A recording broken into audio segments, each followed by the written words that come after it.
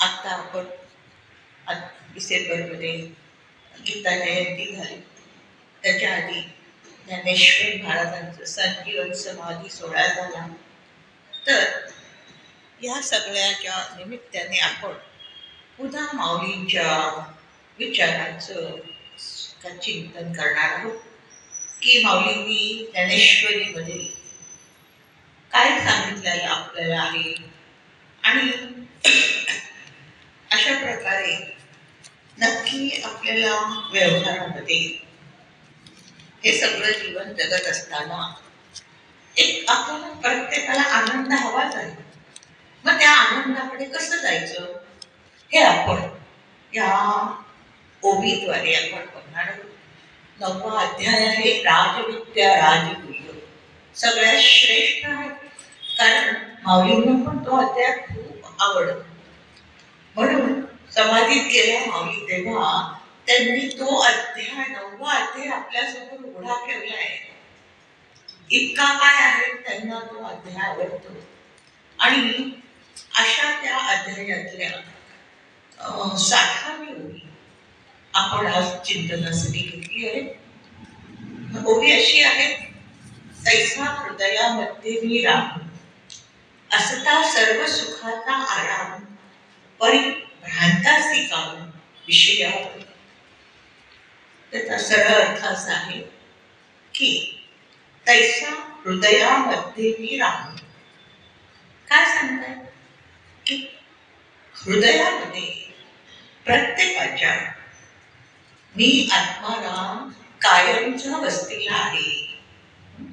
आणि तो कसा आहे आत्माराम? सर्व सुखाचा राम. सगळे सुख त्याच्या प्राप्तीमध्ये, सगळ्या सुखात प्राप्त होऊन आपण काय होतो? आराम. आराम सगळ्यांना आवडतो की नाही? विश्रांती त्याला म्हटले. तर अशी विश्रांती प्राप्त होते असा मी सगळ्यांच्या हृदयात आहे. म्हणजे आनंद सगळ्यांना हवाय. आनंद मिळाला की आपण कसं होतो? शांत होतो. पण इकडे सांगताय परी भ्रांतासी काम विषयावर. भ्रमिष्ठ मनुष्य आहे, त्याला काय आहे? तो हवंय त्याला काय आहे? आनंद, सुख. सुखासाठी सगळं धडपड करतो की नाही आपण. पण विषयांमधून सुख मिळेल या भावनेने काय करतोय? तो अखंड धावतोय जन्मापासून मृत्यूपर्यंत. म्हणजे आहे कुठे तो? ते सुख स्वतःजवळ हृदयामध्ये. आणि शोधतोय कुठे? विषयांमध्ये. म्हणून त्याला काय म्हटलं? भ्रमिष्ठ. म्हणून खरं आपण हे जे सगळं करतो ना, हे कशासाठी करतो? सुखासाठीच करतो. म्हणजे जीवनात प्रपंच पण सुखासाठी, किंवा हे श्रवण मनन चिंतन देवदर्शन तीर्थयात्रा हे पण सगळं काय सुखासाठीच आहे. पण लक्षात येत नाही आपल्याला. म्हणून खरं परमार्थाचं फलित काय आहे? सुखाची प्राप्ती. पण आता काय झालेलं आहे की ही जी सगळी सुख आपण बघतो दिवाळीमध्ये. आता दिवाळी गेली, दिवाळीच्या वेळेस 4 दिवस धामधूम झाली की नाही? सगळं म्हणजे काय करतो आपण? ती सुख आणतो. म्हणजे सगळं काय फराळाचं करायचं, नवीन कपडे, पूजा, रांगोळ्या, हे सगळं काय सुख निर्माण करतो. आणि मग ते संपून जातं. दिवाळी झाली की. आणि पुन्हा आपल्या घरात दिवाळीचं, अनेक जगामध्ये कुठे दिवाळीचं, त्यांना कुठे काय सुखाचं त्या माहिती आहे. त्यांना काय त्याचं महत्व नाहीये. म्हणजे असं हे आणलेलं सुख. तसं आता ख्रिसमस झाली, ख्रिसमसला आपल्याला काय नसतं, त्या लोकांना त्याचं खूप महत्व. तेव्हा ते लोक काय सुख आणतात. म्हणून अमृतानुभवामध्ये माऊलींनी सांगितलंय, सणाचा सण भोगीजे. सणाचा सण. आपण सणाच्या निमित्ताने हे सगळं सुख काय करतो? निर्माण करतो. पण ते काय म्हणतात? सणाचा सण. सणामध्ये आनंद मिळतो. आनंदाचा आनंद तो खरा भावता आला पाहिजे. हा आनंद कसा आहे? येणारा जाणारा. आता आपण बघतो की सगळं हे सुख कसं आहे, अस्थिर आहे. आत्ता आहे आणि थोड्या वेळाने निघून जाईल, काही सांगता येत नाही.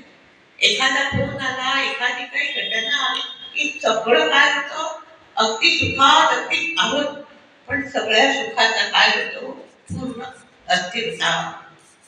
आणि सगळे प्राणी आपण बघतो म्हणजे एक एक विषय, बरं का, एक एक विषय बघतात पण त्यांचा प्राण जातो. आता हे 5 विषय आहेत, शब्द स्पर्श रूप रस गंध. इथे काय सांगितलंय, विषयावर, म्हणून विषय पण आपल्याला कळले पाहिजे ना. शब्द स्पर्श रूप रस गंध 5 विषय आहेत. 5 विषयातून दिवसभर आपण काहीतरी ऐकतो, शब्दाने काय ऐकायचं, स्पर्श काहीतरी छान मोमो, काहीतरी छान नवे, रस रस सतत येत असतो खाण्याच्या निमित्ताने, शब्द स्पर्श रस रूप सारखं हे बघू ते बघू ते बघू गंध, असं जीवन चाललेलं असतं. आता म्हणून समर्थ आपल्याला काय करतात, जाग करतात. करुणाजनक म्हणते की विषय केली तर सुखे सौख्य होणार नाही. की विषयाच्या निमित्ताने जे सुख निर्माण होतं ते कसं आहे, ते तात्कालिक आहे. त्यांनी तुम्हाला सौख्य, सौख्य नाही प्राप्त, सुख आणि सौख्य असं दोन सांगितलं. सुख कोणाला म्हणतात, ते तात्कालिक असतं, आणि सौख्य कसं आहे, शाश्वत असतं, कधी जात नाही, एकदा प्राप्त झालं. म्हणून विषयाच्या निमित्ताने तात्कालिक सुख मिळतं. जसं आता आपण बघितलं की शब्द, शब्द हा विषय धर्माला खूप आवडतो, संगीत खूप आवडतं त्याला, आणि त्या संगीतामध्ये तो इतका रममाण होतो की त्याला भान देवभान शकतो, आणि मग त्याला पकडला जातो. त्याला पकडायचं असलं ना, नंतर खरे काय वेगवान धावत असतो, त्याला पकडणं खूप अशक्य आहे. पण या संगीताच्या याच्यामुळे तो इतका लुप्त होतो आणि पकडला जातो. स्पर्श, स्पर्श हत्तीचं म्हणजे हत्ती केवढा बलवंत, पण ह्या हत्तीला हत्ती काय करतात, धरायचं असलं ना की जंगलामध्ये ते लोक एक खड्डा असतो, खड्ड्यावर एक लाकडाची फळी हे करून ठेवतात, आणि एक लाकडाची हत्ती ती त्याच्या समोर नेतात. हत्ती तिला बघितलं की त्याला काही हात राहत नाही. एवढा जंगलात एवढा बलवंत असा तो पण त्या हत्तीच्या मागे मागे यायला लागतो, आणि ती लाकडाची हत्ती नसते, तिला मागे मागे ओढत असतात ते लोक, आणि करता करता त्या खड्ड्याच्या फळीवर तो पाय देतो आणि खाली पडतो. फळी कारण अशी असते की अशी घेऊन जाते, आणि तो खड्ड्यात पडतो, आणि मग त्याला तिथे उपाशी ठेवतात, मग त्याचे दात काढतात, त्याला मग काय करतात, सर्कसमध्ये कशामध्ये सगळं त्याचा उपयोग करतात, लाकडं वाहून न्यायला पाहिजे. कशामुळे झालं, स्पर्श ह्या एका विषयामुळे. शब्द स्पर्श रूप, रूप हे पतंगाला खूप आवडतं. जिथे काय आहे, प्रकाश दिवा दिसला की त्याच्यावर तो झेप घेतो. आता त्याच्यावर झेप घेतो की तो जळून जातो, पण तरी त्याला काय आहे, आवडत नाही. ते अशी विषय आहे, आवडत नाही माणसाला, आणि त्याचा मृत्यू होतो. रस, रस मासा म्हटलेले, माशाला पकडण्यासाठी काय करतात, त्या कणकीचा त्या एक हे असतं ना फासा, त्याला कणकीचा गोळा लावतात, आणि मासा काय करतो, खायचं म्हणून जातो, आणि त्याच्यामध्ये तो काय होतो, पकडते, पूर्ण त्याच्यामध्ये तो फासा जातो. शब्द स्पर्श परस गंध, गंध भ्रमर, भ्रमराला फुलाचा गंध खूप आवडतो. तो कुठून कुठून उडत ते काय पराग सेवन करण्यात येतो, आणि फुलाच्या मध्ये पराग सेवन करत करत सायंकाळ व्हायला होतो. सायंकाळ झाली की त्या कमळावर बसलेला असेल, कमळाचं फूल कसं होतं, गंध होतं, त्याला माहिती आहे, पण तो अजून थोडा घेतो, अजून थोडं होतं. कशी म्हणजे बुद्धी असते ना, आणि हळूहळू काय होतं, ते कमळ बंद होऊन जातं, पण तो उडून नाही जात, आणि मग तो म्हणतो काही नाही, आता मी सकाळी उठून जाईल. सकाळी कुठलं, रात्रभर त्याच्यात गुदमरून करतो तो. आता वास्तविक काय, आणखी काय, किती मोह असतो की तो भ्रमर अख्खं आपण पोखरतो.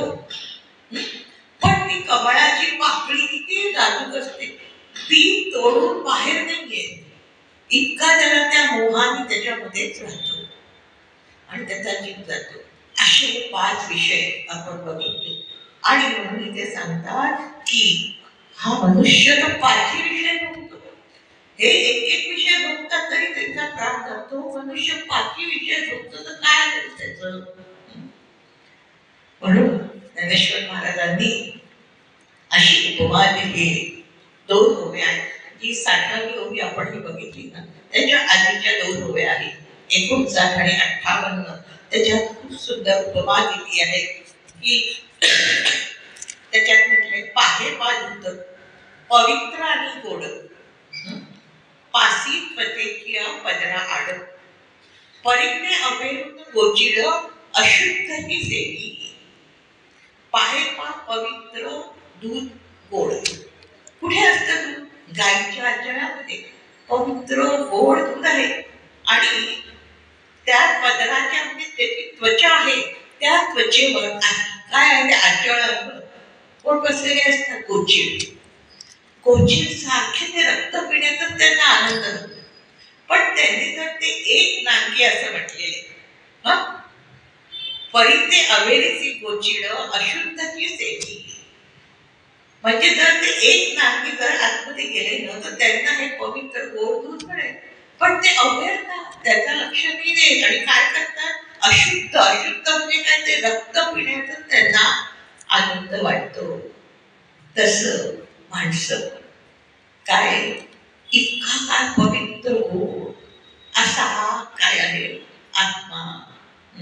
तो अगदी स्वतःच्या जवळ आहे, पण त्याच्याकडे लक्षच नाही.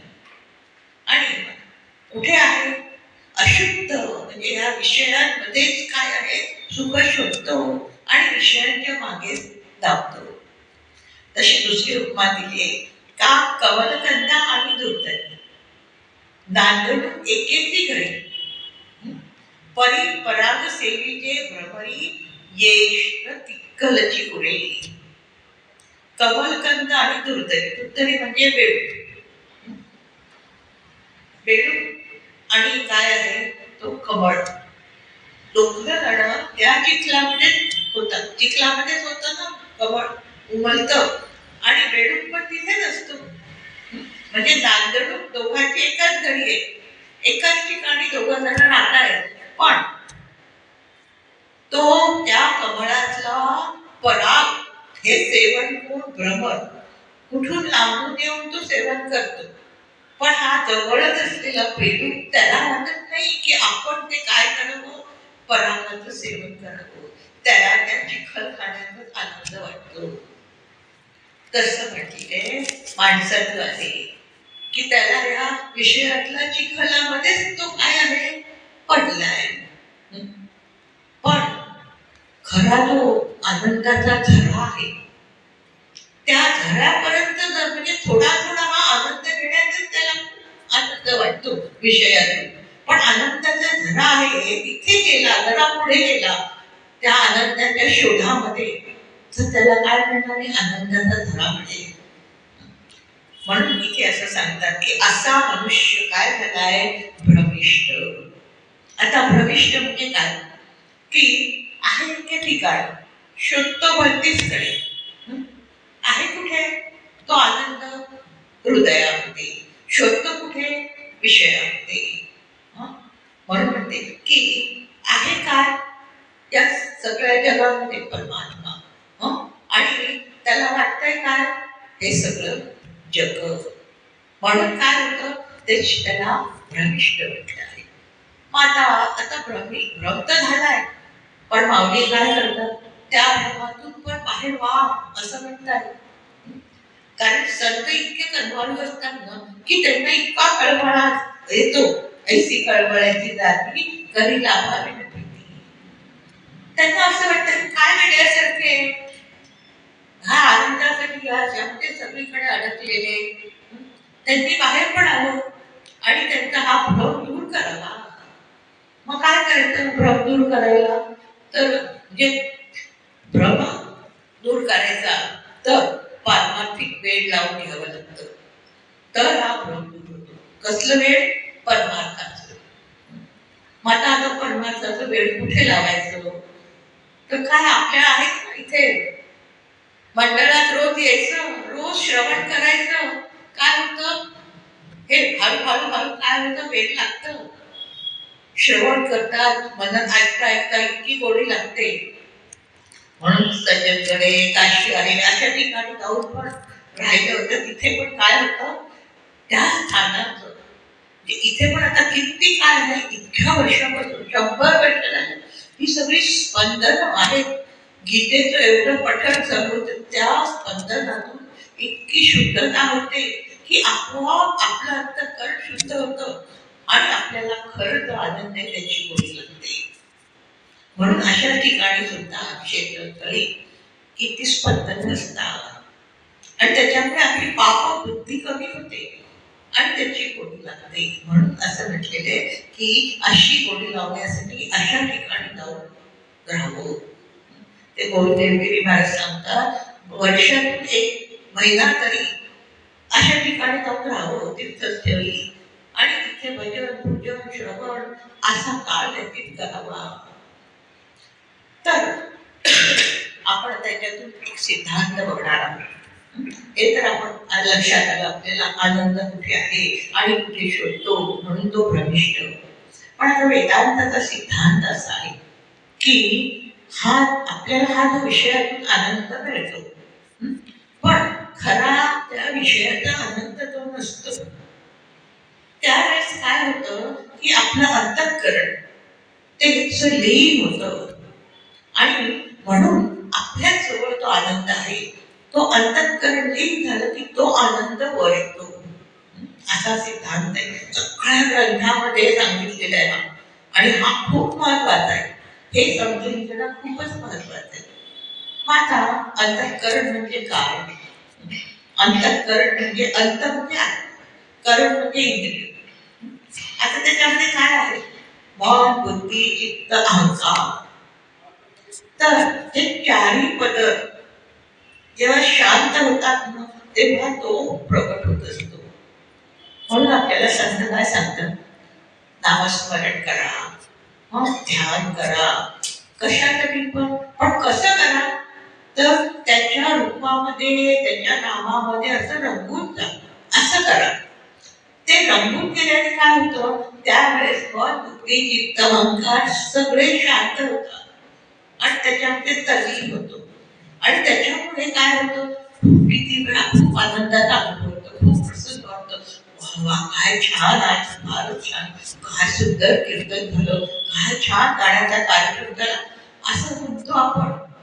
कारण काय तिथे इतकी एकरूपता झालेली असते की तेव्हा तो आपला आनंद वर येत असतो. तर असा हा सिद्धांत आहे. ते समजून घेऊ आपण. विषय म्हणून म्हटलेले. विषय म्हणजे काय? विंद धातू. विंद धातूचा अर्थ होतो संस्कृत मध्ये बंधन. म्हणजे विषयाचा अर्थ काय होतो? बंधन. की जो बंधनात टाकतो त्याला विषय म्हणतात. मग आता असं कसं काय बंधन आपण म्हणतो? तर पहा सगळ्यांना अगदी कळेल आवडेल असा विषय म्हणजे चहा. चहा लागतो. सकाळ झाली की चहा, दुपारी चहा, त्याच्याशिवाय काही होत नाही. चहा हा विषय बरं का. मग आता हा चहा कोणी आणला माहितीये का? इंग्रजांनी आणला 300 वर्षापूर्वी. त्याच्या आधी चहा नव्हता भारतात. त्यांनी आणला तो चहा.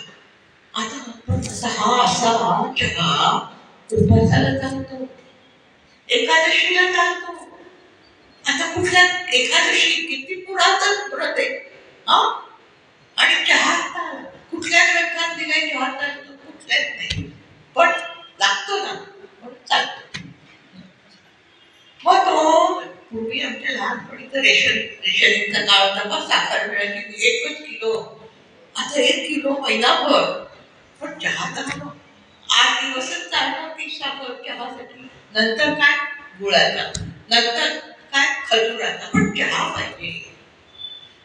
बंधनात टाकलं की नाही, पटलं की नाही, विषय कसा बंधनात टाकतो. मग आता आपण बघूया की असा तो चहा. त्यावेळेस काय होतं, आता सकाळी उठलं म्हणजे आपल्या आतमध्ये असं होतच, आपल्याला काही कल्पनाच नसते. शास्त्र आपल्याला हे सगळं असं उलगडून दाखवतात. सकाळी उठलो जागाले की असं वाटतं अरे चहा हवाय. पण आता काय चहा करणारे उठली की नाही, सूरबीर जर घरात असेल कोणी काय उठले की नाही, जरा पाणी सांगून तो आवाज नाही स्वयंपाकघरात लाईट लागलेली आहे, काहीतरी आवाज. म्हणजे आधी काय झालं, मत असतं ना ते काय करतं, संकल्प विकल्प करतं. म्हणजे चहा मिळेल का, तर उदात झालेली आपल्याला चहा मिळेल का, चहा हवा आहे असं मन विचार करतं. मग बरोबर काय होतं, आवाज आले की निर्णय, नाही आता मिळणार. चहा चालली गुडगुड गुडगुड चालली, ते परिचयाचे डब्याचे आवाज असतात, नाही मिळणार. म्हणजे बुद्धी निर्णय करते की चहा मिळणार. मग चित्त काय करतं, असं धरून ठेवतं, नाही चहा मिळणार, थोड्या वेळात मिळणार. आणि मग अहंकार काय होतो, आवाज येतो, अरे त्याला चहा या, त्याबरोबर अहंकार उठून तिथे जाऊन टेबलावर बसतो.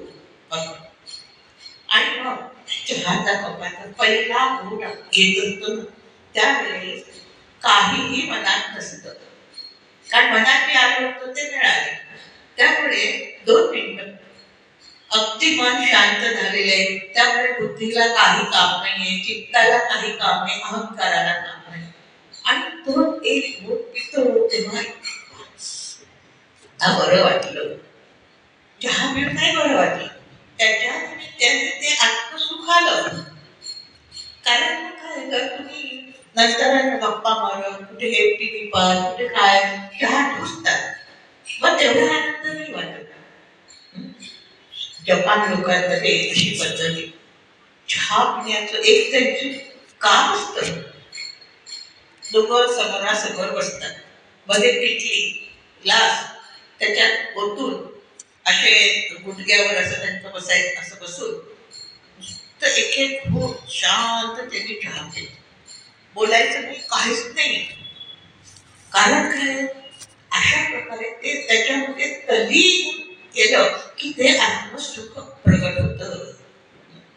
म्हणून सांगतात की तुम्ही ध्यान, सगळे विचार सोडून काय करा, ध्यान करा, तेव्हा आत्मसुख येतं आणि मग खूप बरं वाटतं. तर असा हा चहा. पण मग आता असं तर्क येतो की मग चहामध्ये मला सगळ्यात पण म्हणतं चहा प्यायला बरं वाटलं, आता सगळ्यात आपल्याला त्याच्याशी आपल्याला काही होणार नाही. मग आता चहाने बरं वाटतं, तर मग जेवढा चहा जास्त पिऊ तेवढं जास्त आनंद मिळायला पाहिजे की जास्त तरी पाहिजे. पण तसं नाही होत. एका वेळेस जर 1 कप प्यायलो, दुसरा लगेच प्यायलो, तिसरा पिवत नाही, चौथा तर बापरे बघायला नको. दिवसभरात पण 5-6 कप झाले तरी कसं तरी होतं, नको चहा, आज भात झाला, आता नको तो चहा बघायला नको. मग काय असं, जर चहामधून मला काय मिळतंय तर जेवढा जास्त चहा पी तेवढं माझं सुख वाढायला पाहिजे. पण तसं होत नाही. पुन्हा काय असतं की खूप छान कपशी असेल, छान मोरी काम केलेली, पातळ छान, तर छान बघितल्यावर छान वाटतं. पण ती ठोकळेबाज अशी कप असते, काय ते कप. पुन्हा आपण प्रवासाला गेलो असतो, तिथे आता चहा हवाय, कुठेतरी टपरीशी उभं राहिलं, सगळ्या माश्या बडबडतात ते, आणि तो चहा प्रवासा पण नाही वाटत. मग असं नको व्हायला ना. चहा म्हटलं की काय आहे, त्याच्यातून चूक मग कसं असते, कुठे असते, पण तसं होत नाही. पुन्हा असं आवडते व्यक्ती दिलं तर खूप छान वाटतं, नावडते व्यक्ती दिला तर काय. म्हणजे काय होतं की चहामध्ये खरं सुख नाही. मग त्यावेळेस काय होतं तर आपण तिथे बघूया प्रक्रिया की अंतःकरणात आपण त्यावेळेस आता चहा हा एक विषय वेगळा पण दुसरं पण आपण घेऊ शकतो ते पण बघूया काय तर अंतःकरणामध्ये आपण जेव्हा हे चारही बदल शांत होतात तेव्हा आत्मसुख प्रकट होतं. म्हणून अंतःकरण असं सांगतात की जेवढं शुद्ध तेवढं काय तिथे ते आत्मसुखाचा अनुभव येतो. पण आपलं सगळ्यांचं अंतःकरण कसं असतं मलिन असतं. काय कुठल्याही विचारात यायचं किती गोंधळ घालायचं केव्हा निघून जायचं. धर्मशाळा असते पूर्वीची धर्मशाळा कोणीही जायचं किती वेळ राहायचं ती घाट करायची जायचं. तसं आपलं अंतःकरण धर्मशाळेचं होते. केवढे विचार मागचे विचार पुढचे विचार आत्ताचे विचार काय काय नको ते सगळं चाललेलं आहे.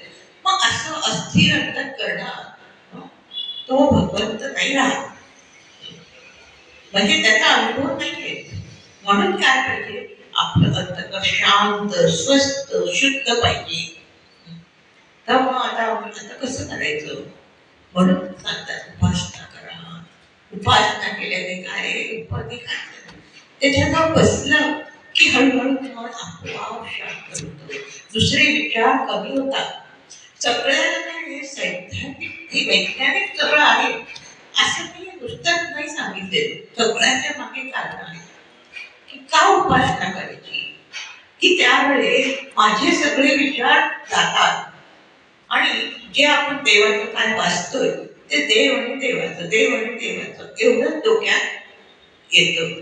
आणि त्याच्यामुळे जो सारखा अहंकार असतो मी असा मी तसं माझं असं माझं तसं त्याचं तसं हे विचार तेवढ्या काळातही थांबतात. आणि तेवढ्या काळात थांबल्याने काय होतं भगवंताचं स्मरण झाल्याने अंतःकरण शुद्ध होतं. म्हणून नित्य नियमाने रोज उपासना केली की थोडं अंतःकरण शुद्ध व्हायला लागतं. आणि असं जसं शुद्ध होतं ना तसं आतलं ते सुख असं वर यायला लागतं.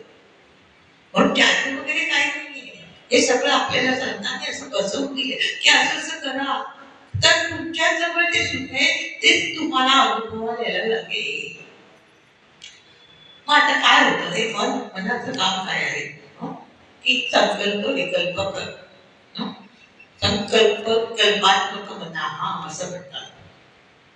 आता एखाद्या आपल्याला इच्छा केली खायची किंवा गुलाबजाम खायचे आहे असं मला विचार आला. येताना विचार खूप येतात सगळे तसा असा विचार आलेला म्हणतो की आता आज कुठे 4 दिवसांनी काहीतरी आहे तेव्हा काही नको आहे. म्हणजे हा काय झाला विकल्प. एखादा विचार आला की त्याच्यावर हे केलं की कॉल टाकतो की तो विकल्प. पण तरी पण म्हणजे नाही वासना असते नाही आजच खायची 4 दिवसांनी पुढे बघू दुसरं काय आज मला गुलाबजाम खायची. मग असं झालं की बुद्धी निर्णय करते की नाही खायचे. मग चित्त ते धरून ठेवतं नाही गुलाबजाम खायचे. मग अहंकार काय करतो उठतो त्या कपडे घालतो जातो बाजारात घेऊन येतो आणि मग जेवायच्या वेळेस ते ठेवले आणि तो एक घास घेतला. वा काय छान आहे ना गुलाबजाम. आज कसं जेवण छान झालं अगदी. त्याच्यामुळे नाही त्यावेळेस काय झालं संपूर्ण विचार सगळे निघून गेले डोक्यातून. म्हणून ते आत्मसुखवरती आलं. म्हणून असं म्हणतात जेवताना पण टीव्ही पहा गप्पा मारत नाही जेवू. शांततेने फक्त जेवणच जेवावं तर ते आत्मसुख येतं. नाहीतर काय असतं सगळ्यांची गप्पा मारत काय खातोय टीव्ही काय खातोय काही कळतच नाही. त्यामुळे ते आत्मसुख काय कुठल्यामध्ये राहतं. तर असं काय होत असतं की कुठलीही गोष्ट आपल्यातली की त्यावेळेस असं मनापासून ते झालं तर तेव्हा आत्मसुख प्रगट होतं. म्हणून असं सांगतात इथे की असं हे आत्मसुख ते सगळे हे आता हे विषय बघितलं तसं आणखी कुठे हे आत्मसुख प्रगट होतं माहिती का? जे विषयाच्या निमित्ताने होतं. दुसरं गाढ झोपेमध्ये. गाढ झोपेमध्ये सगळं शांत होतं. मन बुद्धी चित्त अहंकार काही करत नाहीये, तेव्हा ते प्रगट होतं. आणि म्हणून गाढ झोपेत असतं. गाढ झोप जवळ 2-2.5 तास असते, तेव्हा ते आत्मसुख प्रगट होतं. आणि ती म्हणजे प्रगट होतं काय, ती एनर्जी शक्ती आपल्याला मिळते त्याच्यातून. म्हणून सगळ्यांना दौभाग्य असते. झोप नाही मिळाली फक्त वेड्यासारखं होतं. म्हणजे आपल्याला काय वाटतं, थकले, आता खूप थकले, आता विश्रांतीची जरुरी. थकणं वगैरे ठीक आहे, पण त्याच्यामध्ये त्या आत्मसुखाचं काय शक्ती येत असते. म्हणून सगळ्यांना झोप हवी असते. म्हणून जो गाढ झोपतो त्याला किती जण बाहेर छान झोपल्याचं वाटतं. कारण किती जणांना झोपत येत नाही. वयाप्रमाणे बघतो ना, झोप येत नाही. म्हणजे तेवढी शक्ती कमी येत नाही आपल्याला. आणि म्हणून ते काय होतं, अगदी गळून गेल्यासारखं, काही स्फूर्ती नाही, काही असं बरं वाटत नाही. आणि हे सगळं त्या आत्मसुखामुळे आपल्याला दिवसभर एनर्जीने आपण सगळं राहतो. तर आता म्हणून असं म्हणतायत, ओवी आहे माऊलीची, उचलल्या प्राणाससी इंद्रिये ही निगती जैसी, तैसा मनोबुद्धी पाशी अहंकार येई. 12व्या अध्यायामध्ये ही ओवी आहे. त्यांनी म्हणतात ते, उचलल्या प्राणाससी, जसा प्राण शरीरातून निघून जातो, काय असं शेवटच्या वेळेस असं म्हणतात, कंठामध्ये उदान वायू असतो. तो उदान वायू आपल्या अंतःकरणातल्या वासना, त्याला सूक्ष्म देह पण म्हणतात, लिंग देह पण म्हणतात, आतला, त्याच्यामधल्या वासना आणि त्या यांचे संस्कार सगळं घेऊन तो उदान वायू निघून जातो.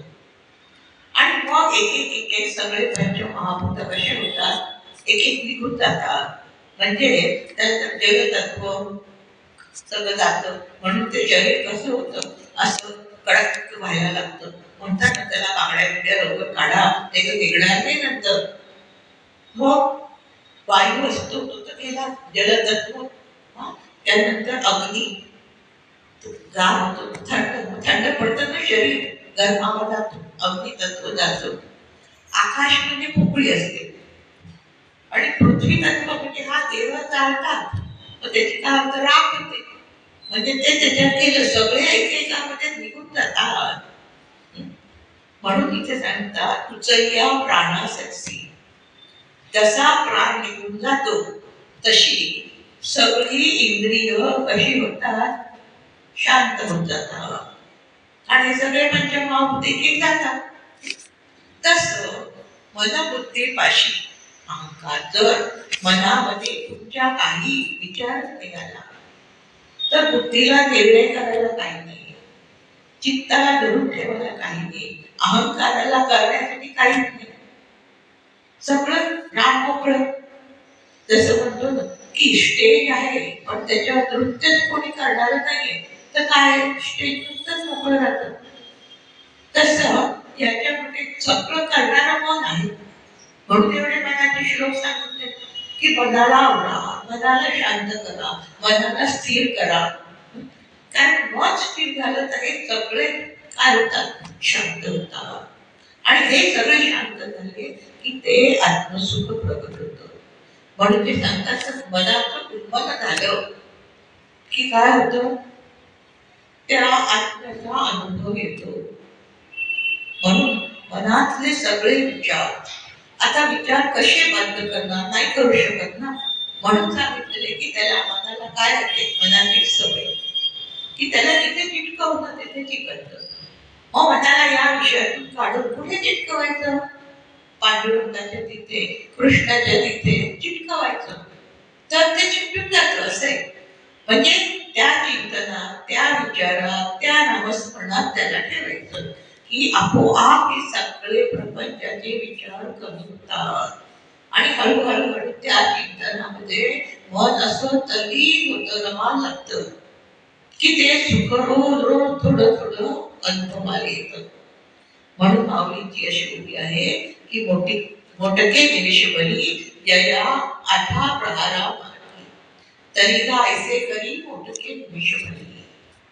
मग काय करतो की मोटकं निमिष म्हणजे ही आपली हे निमिष म्हणजे पापडी, ती पापडी अशी लवते की नाही, त्याला एक निमिष म्हणतात. म्हणजे हे सगळे प्रभव हे सगळं आहे ना, त्याप्रमाणे त्यांनी सांगितलं. म्हणजे एवढाच वेळ पापडी लवते, एवढा वेळ तेवढा वेळ तू माझ्या चिंतनात दे मनापासून, दुसरं पूजा नको. तर तुला काय होईल, माझ्या सुखाची अनुभूती येईल. आणि सगळं विसरलं ना आणि फक्त त्याच्यात तल्लीन झालं ना की ते आत्मसुख, आपण काय म्हणतात ते आत्मसुख प्रगट होतं, त्याची अनुभूती येते की मग तुला त्याची गोडी लागेल. कारण ते एकदा चाखायला तर पाहिजे ना की कसं आहे ते, चाखल्याशिवाय कसं कळणार. म्हणून तू काय कर, सगळं विसरून माझ्या चिंतनामध्ये 2 क्षण राह, तर तुला त्या सुखाचा अनुभव येईल आणि मग तुला त्याची अशी चटक लागेल की सुटणार नाही, कारण ते असं अविट आहे. म्हणून इथे सांगता की अशा प्रकारे हे जे आत्मसुख आपण फक्त विषयाच्या निमित्ताने निर्माण होतं, दुसरं गाढ झोपेमध्ये निर्माण होतं. पण आता काय होतं, गाढ झोपे सतत नसते, स्वप्न पडतात वगैरे आणि मग ते निघून जातं. किंवा जागा झालं आपण झोपेतून जागा झालं की संस्कार सगळे आतमध्ये असतातच, तेवढ्या त्या सुखातील सगळे संस्कार पुसले नाही जात. आणि त्याच्यामुळे आपण म्हटलं की अरे हे करायचंय ते करायचंय, ह्याला भेटायचंय, सगळं सुरू होतं आणि ते संस्कार आहेत आतमध्ये. एक छोटंसं उदाहरण सांगते की योग वसिष्ठामध्ये आहे की एकदा काय झालं होतं, राम आणि वसिष्ठ बांधकाम चाललं होतं, तिथे गेले बघायला. ते असे फिरत होते, ते मजूर असे काय काय खूप काम करत होते. वसिष्ठ म्हणाले थांबा थांबा, इथे जरा हळू हळू होता, हळू बोला. हळू होतं तर खाली 2 बहुरूपी बसलेले होते समाधीस्थ. मग असं कसं करायला, ते वसिष्ठ सांगतात 10,000 वर्षापूर्वी रामाच्याच पूर्वज होते, त्यांच्याकडे ते दोघं बहुरूपे आलेले असतात. ते म्हणतात कुठला आम्ही वेश घेऊया, तुम्ही सांगा. तर तो राजा पण धार्मिक असतो, तो म्हणतो समाधीचं सोप घेऊन टाकला. समाधीचं सोप त्याचं घेता येत असतं पण उतरवता येत नसतं. समाधीचं सोप घेऊन बसले ते समाधीमध्ये आणि मग तिथे कोणी दुसरं नसतं त्यांची समाधी उतरवणारे, ते तसेच बसून राहते. त्याच्यानंतर किती राजे आले गेले, किती नगर वसली गेली आणि ते तिथे खाली तसेच राहिले. ते वसिष्ठ धन्याने होते, त्यांना ते कळलं म्हणून त्यांनी काय केलं, हळूच त्यांना डोक्यावर हात ठेवून त्यांची समाधी उतरवली. उतरल्यावर उठले एकदम आणि 10,000 वर्ष बसले पण तरी उठल्यावर पण पहिला प्रश्न करतात काय करत होती. त्यावेळेसच्या राजांनी सांगितलेलं असतं तुम्ही काय जे सोप घ्या त्याच्या बदल्यात तुम्हाला 10,000 घोडा देईल. संस्कार जात नाही ते आत्महत्ये, ते म्हणतात 10,000 घोडा द्या. मग आता आपण जर रात्री झोपतो सकाळी उठतो तर ते सगळे संस्कार आतमध्ये राहणार की नाही. म्हणून असं सांगतात की असं कुठलं साधन आहे की जागृतीमध्येच आपल्याला काय हे सगळे संस्कार करून त्या आत्मसुखाचा अखंड अनुभव यावा. आता सांगता सगळे काय करा, उपासना करा, ज्ञानेश्वरी वाचा, दासबोध वाचा, नामस्मरण करा, श्रवण करा. तर काय होतं, थोडे थोडे संस्कार कमी होत असतात. हे जे तुम्ही आता आपण हे सगळे नवीन संस्कार ऐकतो त्याच्यामुळे आतले संस्कार पुसले जातात. म्हणून जेवढं साधन जास्त करतो त्याचे लवकर संस्कार पुसले जातात. आता संस्कार कुठले आहेत की मी देव आहे, माझं हे आहे, माझं ते आहे, मी हे केलं, मी ते केलं. आणि हे सगळ्या संस्कार घेऊनच पण पुढच्या जन्माला जातात. म्हणून हे सांगतात की असे हे संस्कार पुसलं जाणं खूप आवश्यक आहे आणि म्हणून हे सगळं श्रवण मनन करायचं. पण आता हे काय बाह्यंगाने होतं, ते सगळं अंतरंगातून झालं पाहिजे. मग कोणी म्हणतात की नाही नाही नाही काय करा, अष्टांग योग, तुम्ही यम नियम आसन प्राणायाम, त्याने काय होतं सगळं आवरलं जाईल, सगळ्या वासना आवरल्या जातात. पण किती गती कठीण आहे. आणि आता आपल्या असं काही अभयाला तर काही शक्य नसतं. म्हणून माऊलींनी असं सांगितलेलं आहे की तरुण वयात सुद्धा रोज रोज जळणं आहे. जसं ते एक ओवी आहे की जसं जेव्हा पती काळची पद्धत होती सती जाण्याची, पती मृत्यू पावला की त्याच्याबरोबर ती सती जायची, त्या अग्नीमध्ये बसून जळून जायची. आता तिला तेव्हा अग्नीमध्ये बसून जळण्याचं दुःख तर व्हायचं, पण ते एकदाच व्हायचं. जळून गेली की ती स्वर्गात जाणार, केवढं पुण्य मिळायचं. पण इथे तर हे साधन करणं रोज रोज जळावं लागतं, रोज रोज आवडायचं, रोज आवडायचं. आणि नाही आवडलं गेलं की काय होतं, घसरणं. म्हणजे किती कठीण आहे हा मार्ग. एक उदाहरण सांगते, सत्य गोष्ट आहे. असं जंगली महाराज, जंगली महाराज माहिती सगळ्यांना, त्यांचे अनुयायी बरं का, ते एकदा आम्ही लॉ कॉलेज रोडला राहायच्या आधी तिथे जंगली महाराजांचे एक चॅनल तिथे सेंटर आहे आणि तिथे अशी सगळी वस्ती आहे, अशी थोडीशी सगळी ड्रायव्हर असे लोक राहतात तिथे. तर एकदा काय झालं, एक जंगली महाराजांचं साधवे तिकडून इंदोरच्या आश्रमातून आले आणि त्या एका घरात बरोबर गेले आणि म्हणाले की हा मुलगा मी घेऊन जाणार. त्याच्या आधी असं झालेलं असतं की त्या मुलाचे वडील ड्रायव्हर असतात आणि ते असे कोणी चांगल्या मोठ्या लोकांचे तिथे ड्रायव्हर असतात. ते सगळे आलेले लोक मिनिस्टर सगळे कुठे साधूंकडे संतांकडे ते कुठे कुठे जातात ना, तिथे हा पण जायचे. तिथे असे गेलेले असताना एक संतांच्या तिथे ते संत त्याला बघून म्हणतात की तुझ्या तिथे चांगला एक जीव येणार आहे. तेव्हा तो तरुण असतो ड्रायव्हर, आणि खरंच त्यानंतर त्याला एक मुलगा होतो, त्याचं नाव राजू ठेवलेलं. आणि 8 वर्षाचा तो झाल्यावर ते इंदोरच्या त्या आश्रमातून ते येतात आणि म्हणतात हा आमच्या इथला आहे, आम्ही त्याला घेऊन जाणार. तो मुलगा रडायला लागतो, मला नाही जायचं, मला नाही जायचं. काय आणि घरचे पण असं कसं घेऊन जाणार, नाही म्हणे तो आमचाच आहे. मग त्याला घेऊन जात, पण ते आई आतमध्ये जातात, परत थोड्या दिवसांनी येतात आणि त्याला काय आम्ही दाखवून त्याला येतात, पण त्याला कळतं तो पळून येतो. तिसऱ्यांदा परत येतात आणि घेऊनच जातात. कारण काय, मागच्या जन्मी त्याची ती सगळी साधना झालेली असते आणि त्यांना बरोबर माहित असतं की आपल्या ह्याच्यातलं कुठे गेलेला आहे आणि त्याला घेऊन जातात. तिथे तो साधना वगैरे तो त्याची सुरू होते, तो राहत असतो. एकदा असं होतं की त्याची आई नेहमी कोणी कोणी यायचं काहीतरी पाठवायची त्याच्यासाठी, तर त्याला तेव्हा ना लसणाची चटणी खूप आवडायची, एकदा तिने ती करून पाठवली. आता त्यांचे तिथे नियम काय, वांगी खायची नाही, अमुक खायचं नाही, तिखट नाही, हे नाही, खूप सगळं नियम असतात. मुगाची डाळ खायची फक्त, असं सगळं. आता हे चटणी दिली, त्याला इच्छा झाली, खाल्ली, पण दुसऱ्या दिवशी त्याला अरे मी नियम मोडला. त्या मुलांनी जिभेवर तिखट टाकून घेतलं की पुन्हा मला अशी इच्छा झाली नाही पाहिजे.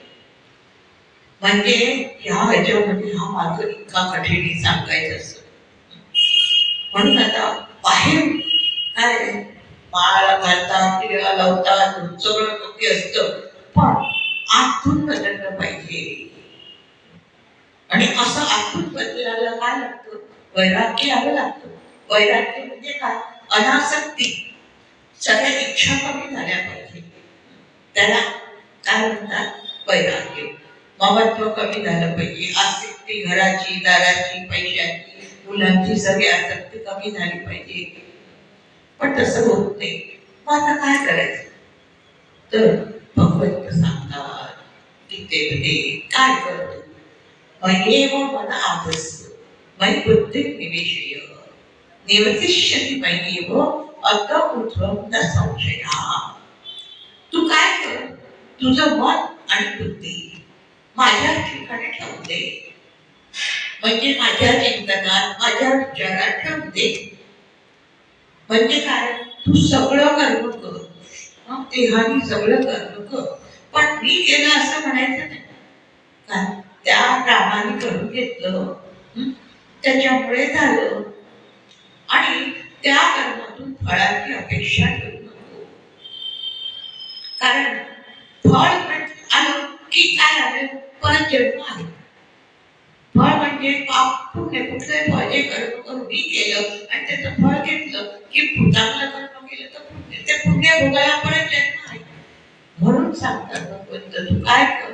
माझ्या ठिकाणीच तुझं मन आणि बुद्धी, आणि दोनच आहेत ना. मन जे सांगतं त्याप्रमाणे बुद्धी निर्णय करते. आता वासना असतात, वासनेप्रमाणे मन हे कर, ते कर, बुद्धी मन निर्णय करते, हो हे कर.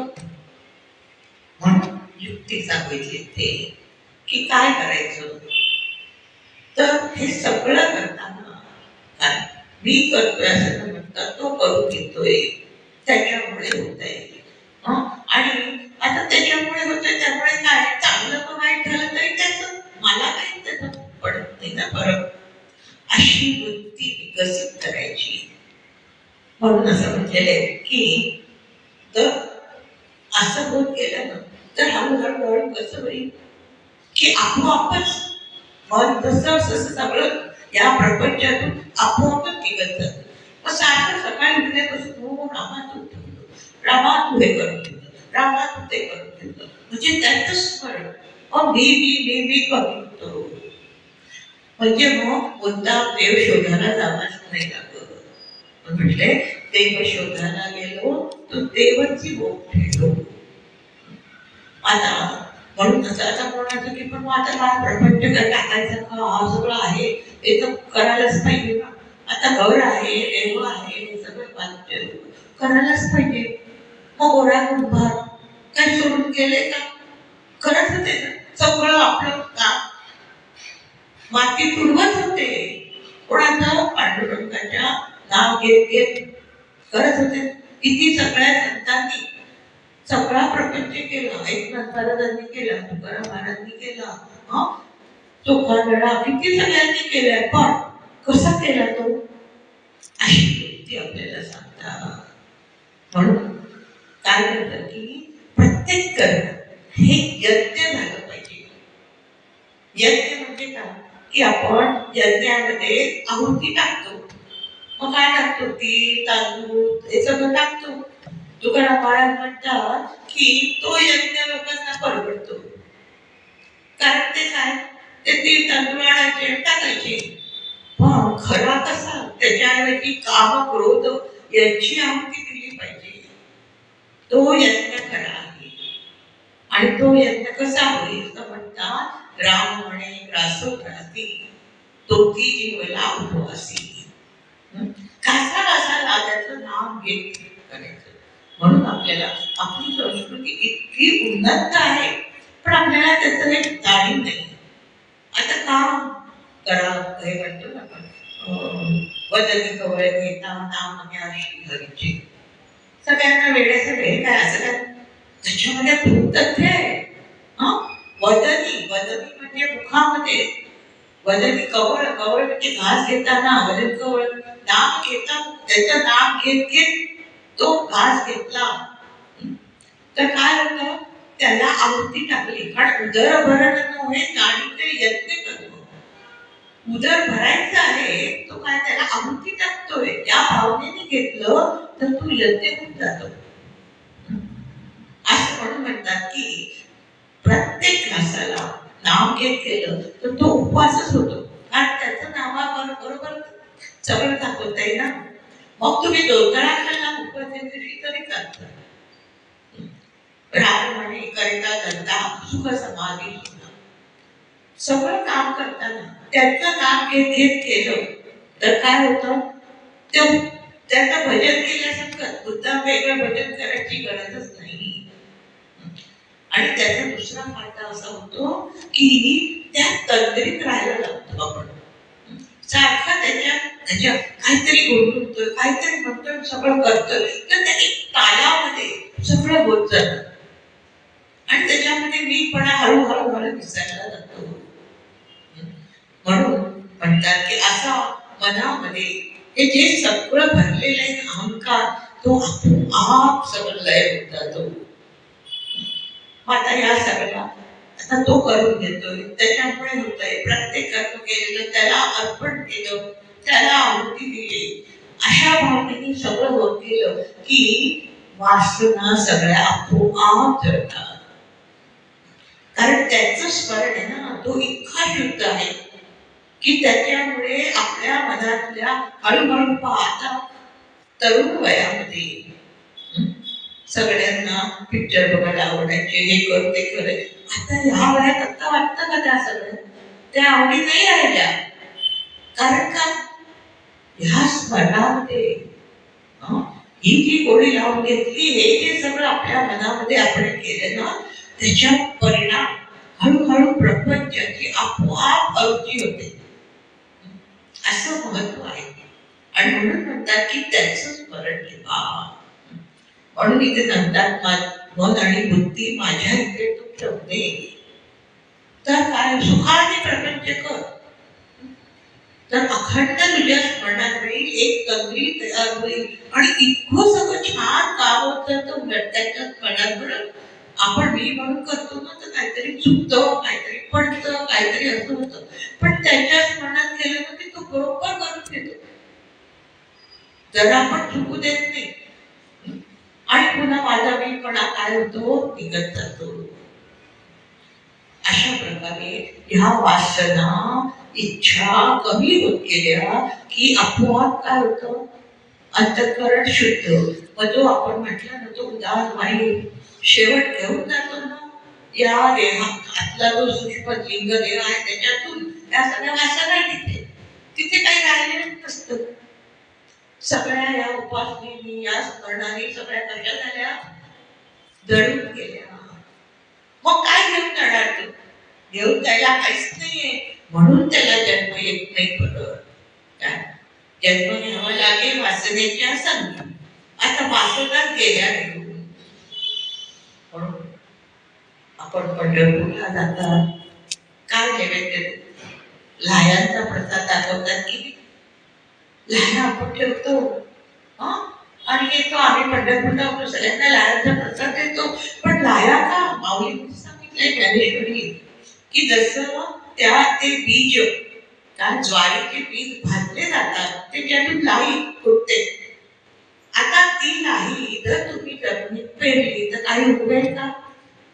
ती ज्वारी असते ती टाकली तर उगवेल. पण आता ती काय झाली, सर्व लाही झाली. त्या बीजात बीज काय झालं, भाजलं गेलं. तसं वासनेचं बीज हे आपलं सगळं भाजलं जातं या भगवंताच्या स्मरणाने, चिंतनाने, मननाने या चपले. आणि जसं ते भाजलं जातं तसं सगळं कसं होतं, शुद्ध होतं. आणि मग त्याच्यामध्ये काही राहतच नाही परत जन्म घ्यायला. म्हणून इथे माऊली सांगतात की अशा प्रकारे तुझ्या जवळच आहे, भगवंत तुझ्या जवळच आहे आणि तो कसा आनंद स्वरूप आहे. त्यामुळे काय कर, अशा पद्धतीने तुझ्या जीवनाची घडी बसवून घे. तर काय होईल, त्याची तुला अनुभूती येईल आणि तुझ्या सगळ्या चक्करातून सुटशील.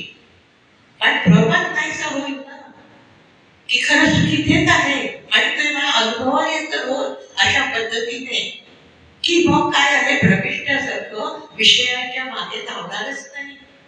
आणि विषयाच्या मुळे किती आपण बघतो, किती राग लोभ काय काय मत्सर द्वेष सगळं उभारणार, ते सगळे शांत होत जातील. अशी माऊलींनी आपल्याला ह्या ओळीतून एक सुंदर दृष्टी देण्याचा प्रयत्न केला.